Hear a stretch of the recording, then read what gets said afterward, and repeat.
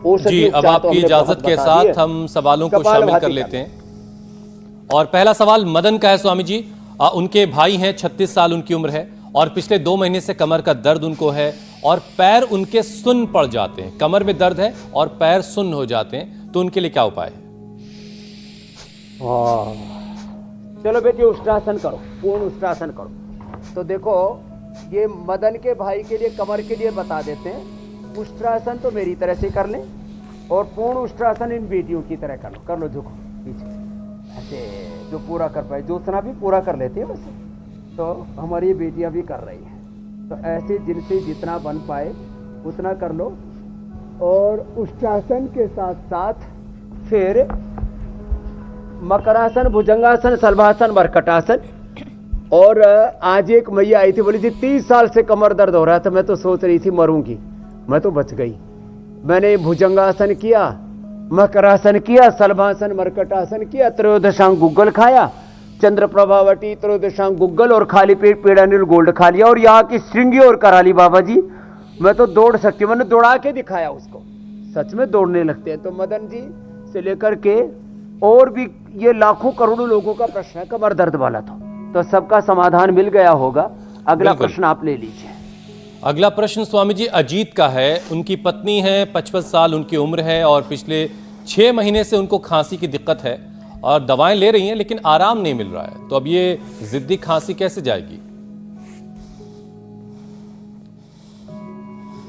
ये खांसी तो किसी किसी को तो अक्टूबर नवंबर में शुरू होती है और फरवरी मार्च तक चलती रहती है, जिनकी कफ की प्रकृति होती है। तो उनको कंठामृत लेना चाहिए। कंठामृत, लवंग आदि बटी, खदिरादि बटी चूसने के लिए, स्वासारी क्वाथ काढ़ा पीने के लिए, नहीं तो स्वासारी प्रवाही, नहीं तो स्वासारी गोल्ड ले लें, 1 या 2 कैप्सूल शहद में मिला करके खा लें खाली पेट। और खाने के बाद करक्यूमिन गोल्ड, लक्ष्मी विलास, संजीवनी या गिलोय घनवटी एडवांस ही ले लें। और दूध में हल्दी, शिलाजीत और च्यवनप्राश पतंजलि का आता ही है, तो उससे भी रेस्पिरेटरी सिस्टम एकदम अच्छा हो जाता है। बातें तो छोटी छोटी हैं और प्राणायाम जरूर करें।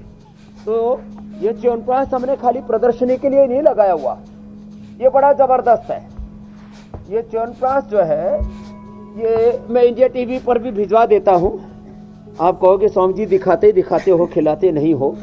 तो ये च्यवनप्राश बड़ा जबरदस्त है सर्दी के लिए। तो ये अंदर के इन्फ्लेमेशन को दूर करता है। ये हमने रिसर्च पेपर छाप करके इसको इंटरनेशनल जर्नल में प्रमाणित किया पहली बार। इसको बूढ़े च्यवन ऋषि ने खाया था, जवान हो गए थे। खांसी खुर्रा भी ठीक हो जाएगा, पूरा शरीर मजबूत बन जाएगा। और भस्त्रिका क्या करें, पतंजलि बाम लगाया करें, स्टीम ले लिया करें दिव्य धारा से। नहीं तो मुलेठी, काली मिर्च, मिश्री तो तुलसी लेते, उसी से ठीक हो जाते हैं। और ये पॉइंट दबा लिया करें। अगला प्रश्न आप ले लें। स्वामी जी अगला सवाल प्रतीक कलमेकर का है। पिछले 3 से 4 महीने से नेजल पॉलिप की परेशानी उन्हें है, ये दूर कैसे होगी? और साथ ही स्वामी जी ये परेशानी है क्या, इसमें क्या तकलीफ होती है, इसके बारे में भी बताइए। ये कफ ही बढ़ता है। कफ नाक में बढ़ जाता है तो पोलिप से बढ़ जाते हैं। कफ जो है वो पूरे शरीर में बढ़ जाता है तो शरीर में गांठें हो जाती हैं। कफ पूरे शरीर में फैट के रूप में बढ़ा तो आदमी मोटा हो जाता है। तो इसलिए ये अंदर जो पोलिप से बढ़ते हैं, इसके लिए तो अणु तेल का नस्य सामान्य रूप से ठीक कर देते हैं। ज्यादा ही बढ़ रहे तो ज्योतिष्मती डालो और 3 बार डालना चाहिए, 3 से 5 बार, थोड़ा थोड़ा करके 5-5 बूंद करके।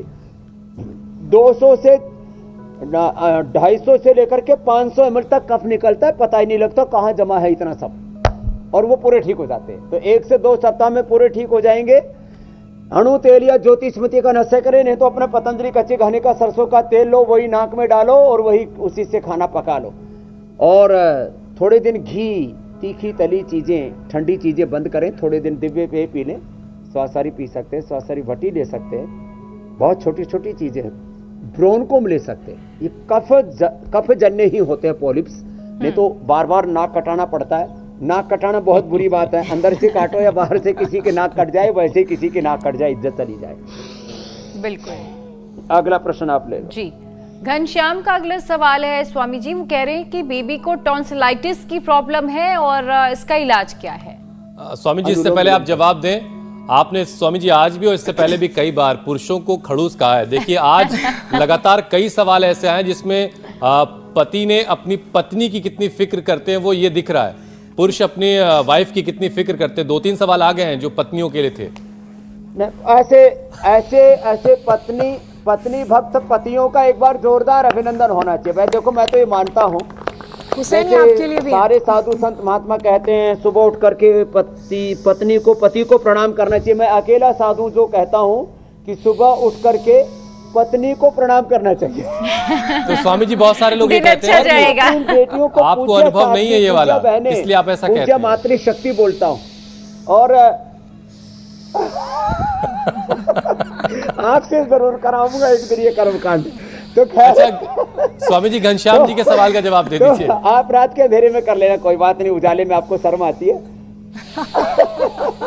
तो टॉन्सिलाइटिस का सवाल का जवाब ये है कि त्रिकुटा, सीतोफलादी या सांसारी पाउडर शहद के साथ ले ले, नहीं तो हल्दी अदरक और तुलसी, हल्दी अदरक तुलसी का रस निकाले, शहद डाल करके उसको पी लें।